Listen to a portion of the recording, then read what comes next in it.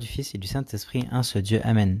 Jephthé le Galadite était un vaillant héros. Il était fils d'une femme prostituée et c'est Galad qui avait engendré Jephthé. Ce qu'il faut savoir, donc c'est lui Jephthé qui va être le prochain juge, c'est lui qui va être le héros, qui va délivrer Israël, comme on va le voir à la fin du chapitre. Par contre, il était fils d'une femme prostituée et ce qu'il faut savoir, c'est que dans l'Ancien Testament, ceux qui étaient nés de la prostitution avaient moins de droits. Ils n'avaient pas le droit à l'héritage, par exemple. Et donc ce Jephthé-là, on va voir par son intermédiaire que Dieu va faire de grandes choses, que Dieu va donner le salut, évidemment, à son peuple. Et on revoit une nouvelle fois à quel point Dieu il utilise ce qui est faible dans ce monde-là pour donner la victoire. Dieu il utilise effectivement une femme de prostituée qui, a priori, d'après la loi, n'a le droit ni à héritage, ni à rien, ni à absolument rien. La femme de Galad lui enfanta des fils qui, devenus grands, chassèrent Jephthé et lui dirent « Tu n'hériteras pas dans la maison de notre père, car tu es fils d'une autre femme. » Et donc il se fait rejeter. Et Jephthé s'enfuit loin de ses frères et il habita dans le pays de Tob. Des gens de rien se rassemblèrent auprès de Jephthé et il faisait avec lui des excursions. Et donc ce Jephthé, il va être rejeté. Et il nous fait penser évidemment, et il est le symbole de la personne du Christ, qui est refusé, qui est rejeté par son propre peuple, et qui sauve évidemment, et c'est lui évidemment le Christ qui va donner le salut. C'est par lui que le monde est sauvé. De même avec Jephthé, il est rejeté et c'est par lui que va venir le salut. Et donc Dieu utilise comme ça des personnes faibles pour donner le salut. Ça nous fait penser aussi au fait que dans l'ascendance du Christ, il y a des gens qui sont nés aussi de la prostitution, comme Rahab par exemple, qui est une personne qui a été digne en fait d'être dans l'ascendance du Christ. Et d'ailleurs, au passage, Saint Paul, dans l'épître aux Hébreux, il parle de ce Jephthé-là qui va devenir un personnage important. Au chapitre 11, il dit « Et que dirais-je encore ?» Saint Paul qui parle, car le temps ne manquerait pour parler de Gédéon, de Barak, de Samson, de Jephthé, de David, de Samuel et des prophètes, qui par la foi vainquirent des royaumes, exercèrent la justice, obtinrent des promesses, fermèrent la gueule des lions. Et le message ici, c'est de dire que Jephthé, qui a priori a moins que rien, parce qu'il est rejeté de la part de tous, va être mis dans une position de responsable à la tête du peuple pour aller faire la guerre aux ennemis et sauver le peuple. Et il va savoir s'appuyer sur Dieu pour tenir cette responsabilité grande qu'il va avoir. Et donc il ne suffit pas évidemment de naître d'une bonne famille pour avoir le courage nécessaire ou savoir s'appuyer sur Dieu quand on est mis dans une position de responsable. Jephthé, lui, va exceller là-dedans comme on va le voir. Quelque temps après, les fils d'Ammon firent la guerre à Israël, et comme les fils d'Ammon faisaient la guerre à Israël, les anciens de Galad allèrent chercher Jephthé au pays de Tob. Ils dirent à Jephthé, viens, tu seras notre chef, et nous combattrons les fils d'Ammon. Et rappelez-vous, au chapitre 10, on avait clôturé le chapitre en lisant que le peuple d'Israël cherchait qui allait devenir leur chef pour aller faire la guerre et les délivrer. Et donc là, ils n'ont pas le choix. Ils sont allés chercher Jephthé, qui était quand même une personne courageuse, un héros. Ça se voyait dans son caractère. Et c'est pour ça qu'ils sont allés le chercher. Jephthé répondit aux anciens de Galad, n'avez-vous pas eu de la haine pour moi et ne m'avez-vous pas chassé de la maison de mon père? Pourquoi venez-vous à moi maintenant que vous êtes dans la détresse? Et ça nous fait penser encore une fois à la personne du Christ qui a été complètement rejeté et qui a quand même sauvé derrière. Les anciens de Galad dirent à Jephthé, nous revenons à toi maintenant afin que tu marches avec nous, que tu combattes les fils d'Ammon et que tu sois notre chef, celui de tous les habitants de Galad. Jephthé répondit aux anciens de Galad, si vous me ramenez pour combattre les fils d'Ammon et que l'Éternel les livre devant moi, je serai votre chef. Et là, c'est de la foi de la part de Jephthé évidemment qui dit, c'est l'Éternel qui va les livrer devant moi. Il sait que le salut va venir de la part de l'Éternel. Et c'est uniquement comme ça qu'il parle, et ça montre sa foi, et c'est uniquement à cette condition qu'il dit « je serai votre chef ». Mais il leur rappelle d'abord que c'est l'Éternel qui les livre, l'ennemi. Les anciens de Galad dirent à Jephthé que l'Éternel nous entende et qu'il juge si nous ne faisons pas ce que tu dis. Et Jephthé partit avec les anciens de Galad, le peuple le mit à sa tête et l'établit comme chef. Et Jephthé répéta devant l'Éternel à Mitzpah toutes les paroles qu'il avait prononcées. Et c'est bien qu'ils prennent comme témoin l'Éternel, qu'ils prennent Dieu de cette façon-là.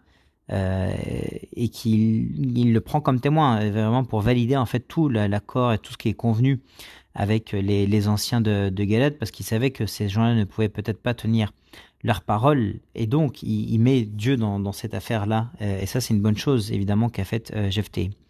Jephthé envoyait des messagers au roi des fils d'Ammon pour lui dire: Qu'y a-t-il entre moi et toi que tu viennes contre moi pour faire la guerre à mon pays?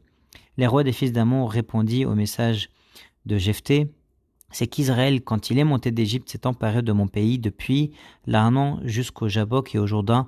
Rends-le maintenant de bon gré. Et donc, il intervient avec beaucoup de sagesse, là, Jephthé, en envoyant d'abord des messagers pour aller discuter avec le roi des fils d'Ammon pour lui dire: Pourquoi est-ce que tu viens faire la guerre? Et on va voir ce que va répondre Jephthé face à la réponse du roi des fils d'Ammon. Et il va le faire avec beaucoup de sagesse. On va voir comment il va défendre le fait que c'est ce territoire et son héritage, et l'héritage du peuple d'Israël. Jephthé a envoyé de nouveau des messagers au roi des fils d'Ammon, donc il va lui rappeler l'histoire pour dire comment ça s'était passé, et en deux mots, il va lui dire on n'a pas pris ce territoire de toi, on l'a pris des Amoréens. Et en fait, ce qui s'était passé, c'est qu'à la base, ce territoire appartenait aux fils d'Ammon, qui en fait vont se faire prendre leur territoire par les Amoréens, et c'est là qu'Israël va battre les Amoréens et prendre le pays à leur place. Et donc Ammon, quand il va vouloir reprendre le territoire qui était le leur à la place, les fils d'Ammon vont vouloir le reprendre aux Amoréens. Mais Jephthé, là, va lui rappeler l'histoire en lui disant: c'est vous qui aviez perdu votre territoire contre les Amoréens, et c'est au-dessus des Amoréens qu'on a pris possession en fait de ce territoire-là. Donc on n'a pas été en guerre contre toi, fils d'Ammon. Jephthé a envoyé de nouveau des messagers au roi des fils d'Ammon pour lui dire: Ainsi parle Jephthé, Israël ne s'est point emparé du pays de Moab, ni du pays des fils d'Ammon, car lorsqu'Israël est monté d'Égypte, il a marché dans le désert jusqu'à la mer Rouge et il est arrivé à Kadès. Alors Israël envoyait des messagers au roi d'Édom pour lui dire: Laisse-moi passer par ton pays. Mais le roi d'Édom n'y consentit pas, il en envoya aussi au roi de Moab qui refusa, et Israël resta à Kadès. Puis il marcha par le désert, tourna le pays d'Édom et le pays de Moab, et vint à l'orient du pays de Moab. Ils campèrent au-delà de l'Arnon, sans entrer sur le territoire de Moab, car l'Arnon est la frontière de Moab. Israël envoya des messagers à Sion, roi des Amoréens, roi de Hesbon, et Israël lui dit: Laisse-nous passer par ton pays jusqu'au lieu où nous allons. Mais Sion n'eut pas assez confiance en Israël pour le laisser passer sur son territoire. Il rassembla tout son peuple, campa à Jat et combattit Israël. L'Éternel, le Dieu d'Israël, livra Sion et tout son peuple entre les mains d'Israël qui les battit. Israël s'empara de tout le pays des Amoréens établis dans cette contrée. Donc ça, c'était le premier point d'argumentation de la part de Jephthé, qui lui dit au fils de Ammon: c'est bien contre les Amoréens et pas contre vous en fait qu'on a pris possession de notre héritage de cette terre promise. Il s'empara de tout le territoire des Amoréens depuis l'Arnon jusqu'au Jabbok et depuis le désert jusqu'au Jourdain. Et maintenant que l'Éternel, le Dieu d'Israël, a chassé les Amoréens devant son peuple d'Israël, est-ce toi qui aurais la possession de leur pays? Là, effectivement, les fils d'Ammon, ils en profitent un peu. Ils disent: maintenant qu'on a une armée puissante, on va aller récupérer notre territoire. Ce que ton Dieu Kémosh te donne à posséder, ne le posséderais-tu pas? Et tout ce que l'Éternel notre Dieu a mis en notre possession devant nous, nous ne le posséderions pas? Et donc là, il leur dit: écoute, c'est Dieu qui nous a donné ce territoire-là, et c'est complètement légitime qu'on le donne. Toi, quand ton Dieu d'idole là, te donne une terre à posséder, tu la possèdes et tu la gardes. Sachant qu'évidemment, c'est une idole, c'est une façon de parler, parce qu'ils parlent ce langage-là. Les fils d'Ammon, donc Jephthé, ils parlent leur langage.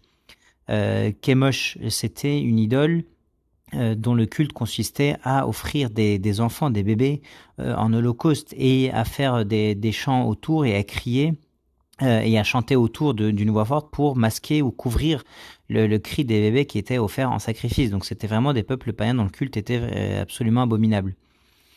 Et là, la petite méditation spirituelle qu'on peut se faire, c'est que on a un héritage, on a une terre promise qui est le royaume des cieux, et il faut la défendre. Comme Jephthé est en train de le faire. Ici, c'est Dieu qui nous a donné cet héritage-là, et Satan va essayer de venir te voler ton héritage, te le prendre. Et donc, il faut défendre ça, c'est notre héritage, c'est notre terre promise, et il faut se battre, évidemment, parce que Satan, il nous attaque à chaque fois. Vaux-tu donc mieux que Balak, fils de Tsippor, roi de Moab? A-t-il contesté avec Israël, ou lui a-t-il fait la guerre? Donc là, il prend l'exemple d'un autre peuple qui n'a pas la même réaction que les fils d'Ammon, et que le peuple d'Israël avait battu, et puis il n'y a pas de guerre avec ces gens-là, c'est du passé. Voilà 300 ans qu'Israël habite à Hesbon et dans les villes de ton ressort, de son ressort à Aroër et dans les villes de son ressort et dans toutes les villes qui sont sur les bords de l'Arnon. Pourquoi ne les lui avez-vous pas enlevés pendant ce temps-là?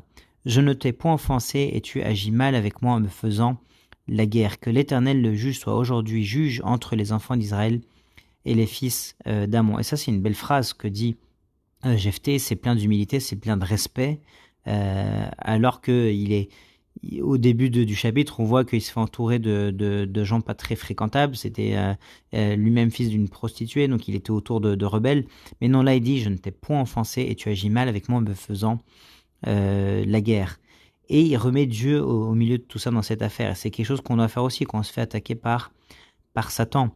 Que l'Éternel le juge soit aujourd'hui juge entre les enfants d'Israël et les fils d'Amon.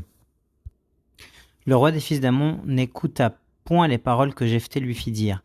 L'esprit de l'Éternel fut sur Jephthé, il traversa Galad et Manassé, il passa à Mitzpé de Galad, et de Mitzpé de Galad, il marcha contre les fils d'Amon. Et donc là, il attaque, il n'est pas sur la défense, il est guidé en fait, et il se conduit par l'esprit de l'Éternel, et il a une foi immense en fait, il n'a pas eu besoin de signes comme Gédéon a eu besoin par exemple. Et donc maintenant qu'il est dans la responsabilité, il avance avec beaucoup de courage et beaucoup de foi, comme on est en train de le voir ici Jephthé. Jephthé fit un vœu à l'Éternel et dit, si tu livres entre mes mains les fils d'Amon, quiconque sortira des portes de ma maison au-devant de moi, à mon heureux retour de chez les fils d'Amon sera consacré à l'Éternel, et je l'offrirai en holocauste.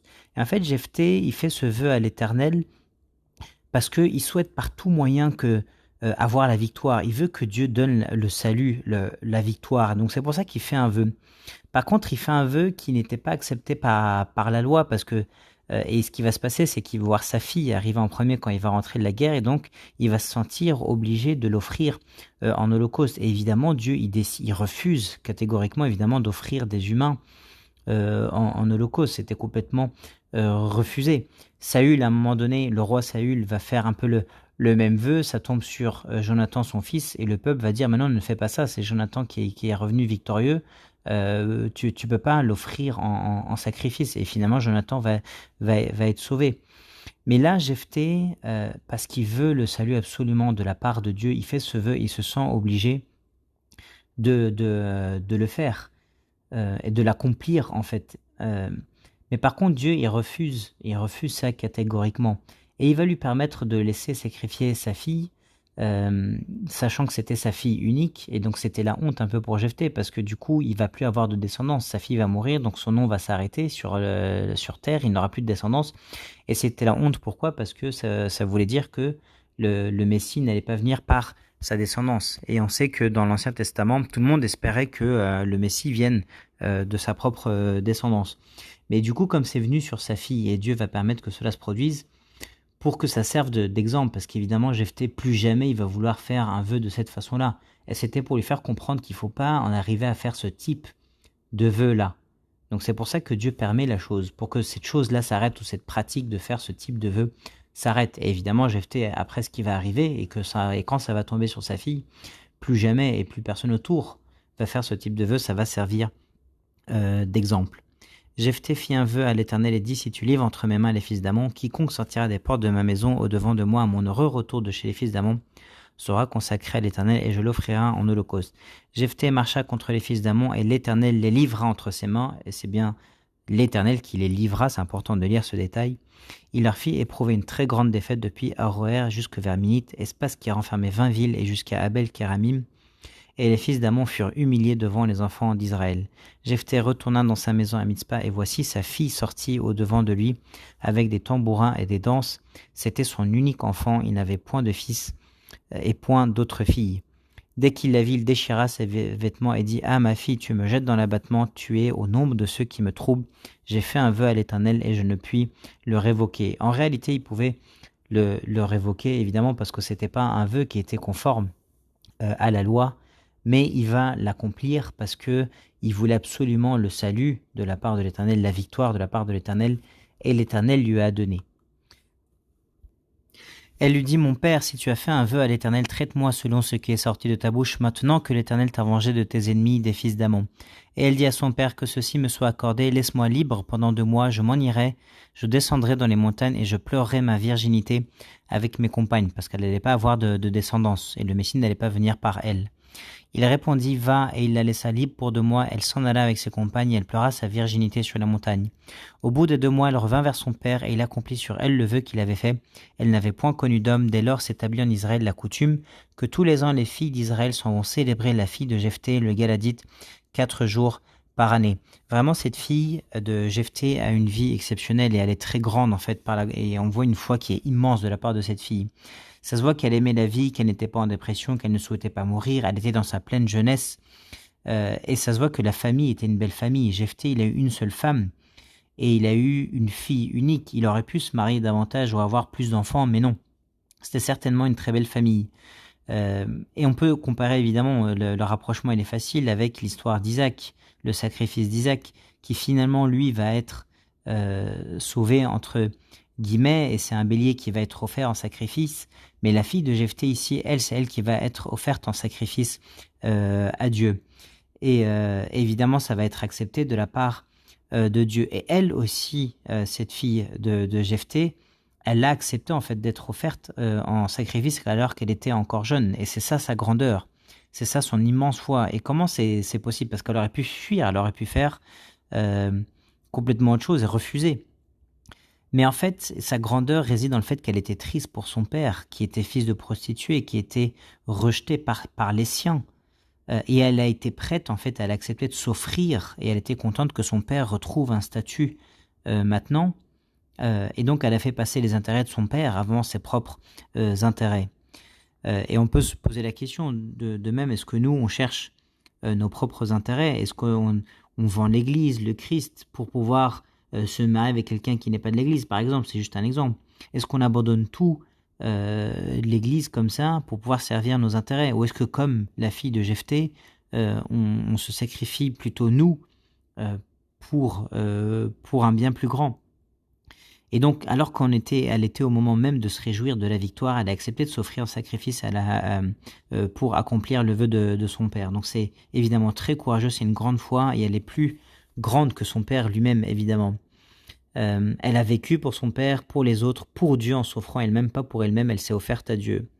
Et ça nous fait penser à un verset de saint Paul qui dit « Car si nous vivons pour le Seigneur, et si nous mourrons pour le Seigneur. Soit donc que nous vivions, soit que nous mourions, nous sommes au Seigneur. » Je pense que ce verset-là peut s'appliquer très bien à la vie de cette fille de Jephthé, où tout est pour le Christ. Donc il a eu le salut, Jephthé, il a donné tout ce qu'il avait de plus précieux pour que Dieu accepte de lui donner la victoire et le salut, et donc il a donné sa propre fille, et son vœu il était pour dire, il n'y a rien de trop précieux pour toi Dieu, parce que tu nous as donné le salut, la victoire, et on retient surtout la vie exceptionnelle de la fille de Jephthé, et gloire à Dieu éternellement. Amen.